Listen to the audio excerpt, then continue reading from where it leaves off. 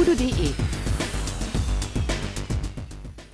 What's up guys, welcome back to virtual reality. Today I will show you everything you need to know about the upcoming Oculus Quest standalone VR headset. That's right, and I will tell you everything about it, about the technical specs, the differences between the Oculus Rift or other standalone headsets, what games are already announced and what can you expect to play on the Oculus Quest, how much will it be, and of course when will it be released and who should buy it. So this will be very interesting. You will learn everything about the Oculus Quest. So I think let's have some fun with the video and let's go. Okay, what is the Oculus Quest? What is the difference between the Quest and the Rift? I can tell you, the Oculus Quest is a standalone headset. That means you don't need a PC, you don't need a console like the PlayStation VR, and you also don't need a smartphone. You put it on your head and hit the power button and it works. So this is everything you need to have, only the headset. This is a huge difference between the Quest and the Rift, because with the Rift you need to put some sensors on your desk or on your wall. You also need a PC, you have to set up everything, and you don't need this with the Oculus Quest. It just works out of the box.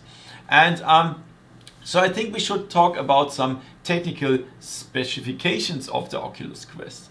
So integrated is a Qualcomm Snapdragon 835 processor with Adreno 540 graphic unit. So we can say that it's about 30% faster than the 821 Snapdragon in the Oculus Go. So we can compare it. We can compare the performance to the PlayStation 3. So you cannot expect to have really perfect graphics and awesome looking environments. It will be like good smartphone games. Yeah? There are some really good smartphone games, but you cannot expect something like Lone Echo or something like that. This will not be possible with the Oculus Quest because of the mobile processor. Let's talk about the display. The Quest has a display with a resolution of 1600 by 1440 per eye. This is a lot more than the Oculus Rift that has a resolution of 1080 by 1200. Yes, that's right, per eye. The Oculus Quest will have 72 Hz refresh rate. This is a little bit lower than the Oculus Rift with 90 Hz. So perhaps in bright areas you see a little bit of flickering and stuff. The field of view is about a little bit smaller than with the Oculus Rift. It's like 100 to 105. But also it depends on the shape of your head, of course. Some people will notice a bigger field of view or a smaller field of view. Depends on yourself, of course. The lenses are Fresnel lenses, so they have this lines there. So perhaps there will be some God ray effects. So the light is coming. You see the light, especially with dark backgrounds and bright text on it. There you will see the God rays. They are a little bit annoying, but the lenses of the Oculus Quest are much better than with the Oculus Rift. I also tried it on the OC5 in California, so this was really good. The lenses were not annoying or stuff. Also the 72 Hz were not so bad. Also the screen door effect is much better than the Oculus Rift because of the higher resolution. Another cool thing is when we compare the Quest to the Go, we have a mechanically IPD slider, so you can choose your IPD. This is really good because for me, for example, I have an IPD of 60 millimeters and I can change it to the lowest settings and then I have the best experience. The Oculus Go didn't have an IPD slider. This is really good. The weight of the Oculus Quest is like 570 grams, so this is a little bit heavier than the Rift. I think it's 100 grams heavier than the Rift. That's because we have a standalone headset. all of the equipment has to be inside this headset. Of course, it has to be a little bit, the weight is higher, of course. But when you wear the headset, the Quest, you don't notice that. It doesn't push on your face. The weight is spread around your head very good. It feels good. Also, the integrated sound is in this in the head strap. So this is like the Oculus Go. You can hear the sound in the near your ears. And this, of course, this is not as good as a real audio headset, but it's good. It does its thing, and you can use it very good. When you ask me about the battery life, most people say that when you play the whole time without any stops, then it will last like 2 hours, and this is pretty good when you think about what this thing has to do. It has to calculate everything around the tracking or the graphics units and the AI of the game and the gameplay and everything. So this is good. 2 hours is good. And if you don't play the whole time, you can say it's from 2 to 4 hours battery life. This is really okay. So let's talk about the tracking. There's a huge difference to the Oculus touch controllers. You know the Oculus touch controllers. When I hold it like this, you see that this bow here with the tracking infrared lights is under the controller. With the Oculus Quest, it's over the controller. This is the only difference. So this is necessary because of the so-called inside-out tracking. So with the Quest, the bow is over the controller, and there are little infrared lights. And the cameras in the Oculus Quest has 4 cameras. They recognize these little infrared lights, and with that they calculate the position in the room. So the difference between other standalone headsets is that we have full room scale with the headset and also the controllers at the Oculus Quest. And this is, for me, this is the biggest advantage about all other standalone headsets. So the Vive Focus and the Lenovo Mirage Solo, they also have 6 degrees of freedom, but only with the headset. And the controller is only 3 degrees of freedom, so you can only use it as a mouse pointer. But the Quest controllers have full room scale. This is so great, and with this, a full VR experience is possible. Like with Super Hot VR, where we have to fetch a weapon here or another weapon here and then shoot here and there. It works. It's tracked in the room. And also we can have like a warehouse scale tracking. That means we have a really large area and can even play multiplayer games. I tried Dead and Buried multiplayer experience at the OC5 with the Quest, and this worked really, really good. So we can really be happy about it. Also the tracking is better than with the Windows Mixed Reality because we have 4 cameras. Of course, the tracking is never as good as the Valve Lighthouse tracking, because when we hold our Quest controller behind our back, it's not tracked anymore, of course. It doesn't work. But this is a difference, because the touch controller also works when we hold it behind our head. You have to notice that. Yeah, I think that were all of the technical specifications, and let's now talk about the announced and available games for the Oculus Quest.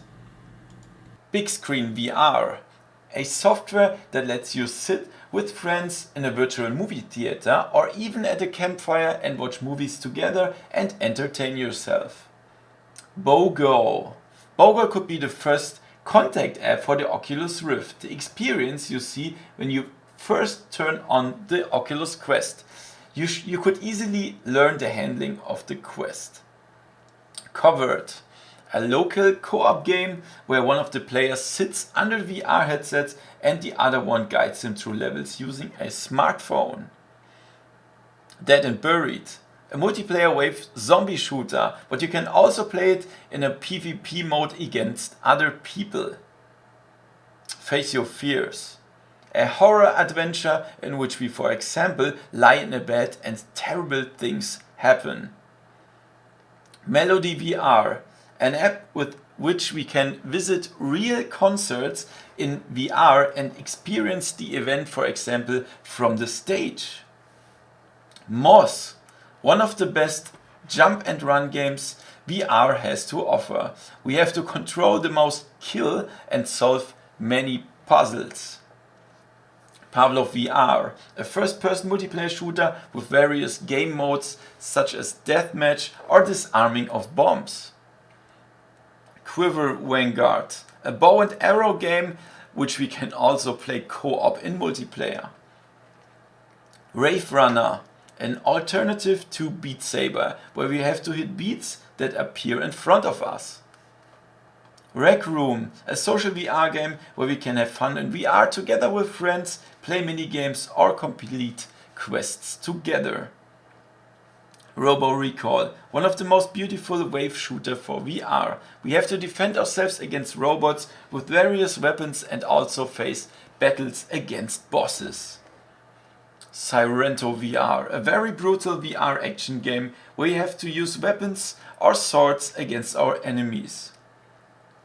Space Pirate Trainer. This is the original wave shooter. We have to shoot waves of droids with different weapon combinations and shields.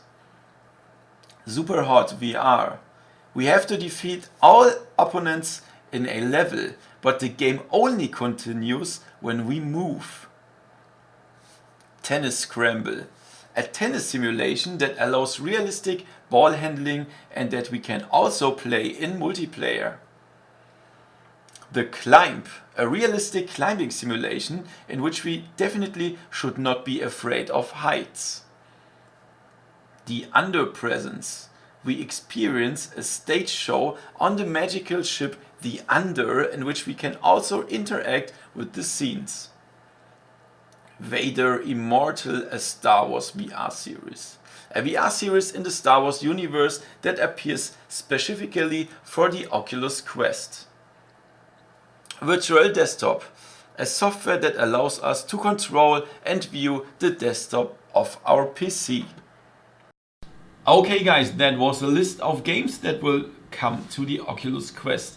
Some of the games are not 100% confirmed, but the developer wrote some smileys when they were asked about the Oculus Quest support, so we can really confirm that perhaps. Also, the chance that Beat Saber is coming to the Oculus Quest is very high, because the developer also made some smileys when they asked about the game. So there are some rumors about some AAA games like Stormland coming to Oculus Quest, but I don't think so. I played Stormland on the Oculus Rift and it's so huge and looks so great. I just cannot imagine that this will work on the Oculus Quest, and if it would be really ugly, I think, because it's not possible to do that on a mobile CPU. So we will see. Who should buy the Oculus Quest now? So people that want a full VR experience, like full room scale, like with the expensive headsets like Vive or Pimax, you can do the same. You can play every virtual reality game in 360 degrees of room scale.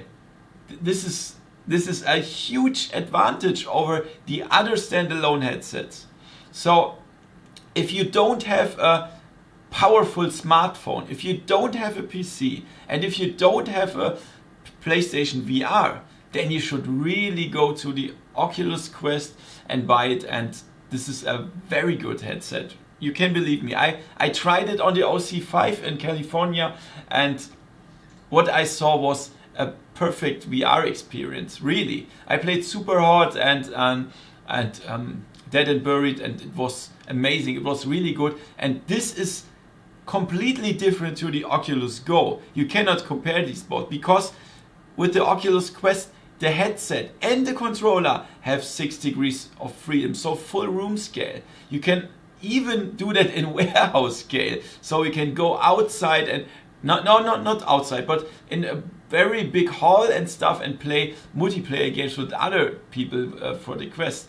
And this is so cool. The price will be $400 when it's be released. And for me, this is a good price. When you think about what this headset can do, we have the full VR experience. We have tracking, the controllers are included. We have 50 games at launch. So this is cool. This is a good price, and I think nobody should tell me that it's too expensive. Look at what this thing can do. You are in a full virtual reality experience. This is a good price. So when will this headset be released? Most people are talking about the F8 convention from Facebook. So this will be at the end of April, beginning of May. And I think then the Oculus Quest can at least be pre-ordered. I hope so. However, there will also be some more information at the GDC. The GDC will be in March. And I think there will be some new Rift games announced. I'm really looking forward to that. So I will, of course, tell you about everything that's related to the Oculus Quest at GDC. And also, I hope that I could give you a good information about the Oculus Quest. I hope you know everything now from this headset. If not, just ask me the questions under this video in the comments, and then I can tell you some more stuff that I perhaps forgot now. So if you liked the video, give me a thumbs up and subscribe to my channel, and see you next time in virtual reality. See ya! VoodooDE